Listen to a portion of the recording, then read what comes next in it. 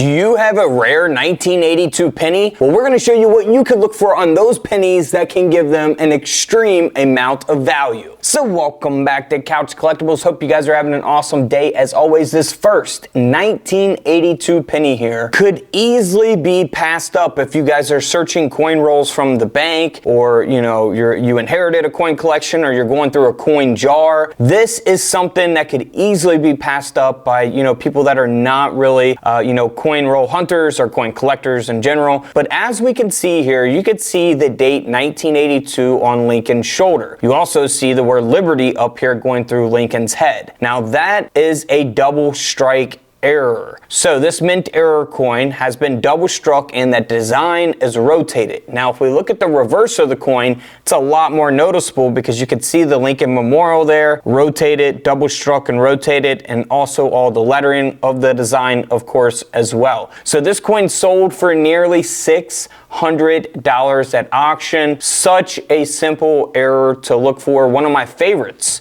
to look for from the bank. Now here's a 1982 penny that sold for $84. This actually has a doubled die obverse. So yes, you can look for doubling on the 1982 penny. Here's an example of doubling taking place on the 1982 Lincoln cent, and you want to look for that on the lettering of the coin, on the phrase "In God We Trust." Now it's not a super rare coin, but it's an $84 penny. Now it is a large date as well. So I have a whole video on the 1982 penny, large date versus small date. So here's an example of that. You can screenshot it. You can see the big difference. The two curves on the small date in the middle of the two. The large date too, it just goes straight down and hangs right. So I won't go into that. You guys can pause it and look at the visual difference between a 1982 large date and small date. So this one here is the large date, double die, obverse on the lettering of the coin. Now this coin here is graded at a higher grade.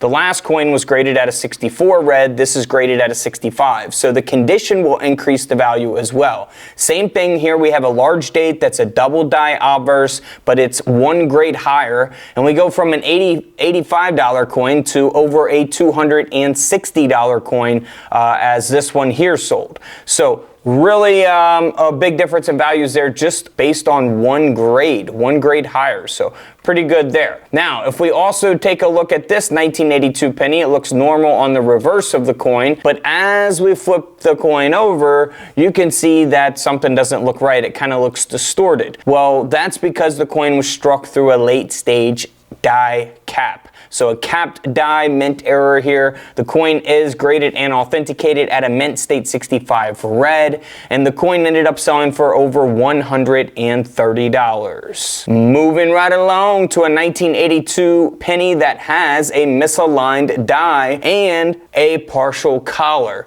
So the die was misaligned, partial collar here, couple mint errors going on. It is the large date penny graded at a 58, so it's not mint state, it's AU grade. The coin sold for around $60 at auction. Again, not super valuable, but it is a $60 penny. Now we will look at a one that sold for thousands of dollars.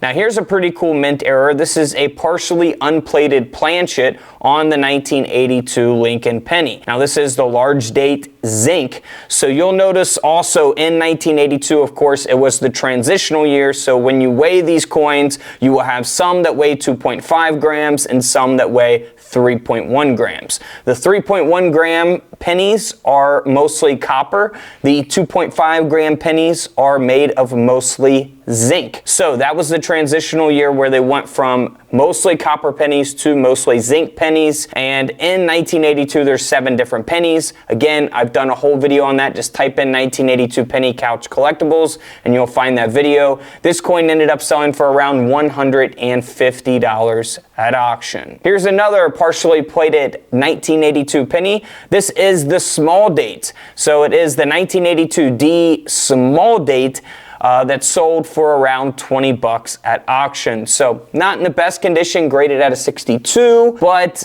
it's a $20 coin. Really just depends on the market, the time in which you sell it, the grade or the condition of the coin, and the type of error. How visually attractive the error is to mint error collectors and things like that can all affect the value as well. All right, guys, if you want a coin mat, they are available right now on couchcollectibles.com. We have the nickel mat, penny mat, quarter mat, and $half coin mat. A lot of dates updated and added, RPMs, all the way up until 2023 here on the penny mats. Super soft for your coins, nice and rubber, light, easy to, fold up, carry wherever you want. And then bam, you want to go through your coins, you get you a roll of coins, break it out on there, save the ones you want, key dates or any errors that you find or any silver. You can actually get these right now on couchcollectibles.com. Hit the link in the comments below. Now, this next coin here sold for over $10,000. I know what you're thinking. Why would a coin like this sell for $10,000? Well, we've spoke about this coin numerous times, and I'm going to cover it one last time here. When you find a 1982 penny, you want to make sure, first, it has a D mint mark below the date. All right, and then you want to make sure that it is the small date.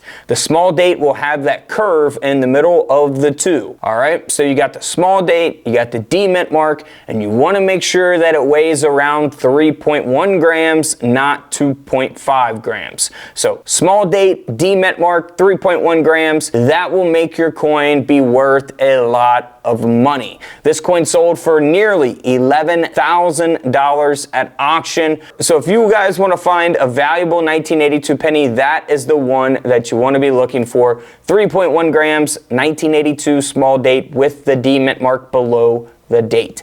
All right, you can also, of course, look for all those other errors on your coins as well. And don't forget to check out the rest of the videos here on the channel where we're showing you guys every day rare coins that you could be looking for in your coin jar, from the bank, or even in a coin collection that you may have inherited. And don't forget to subscribe in the middle. Feel free to check out the videos to the left of me. And until tomorrow, I'll see you guys in the comment section below. This is Couch Collectibles, and this is where I disappear.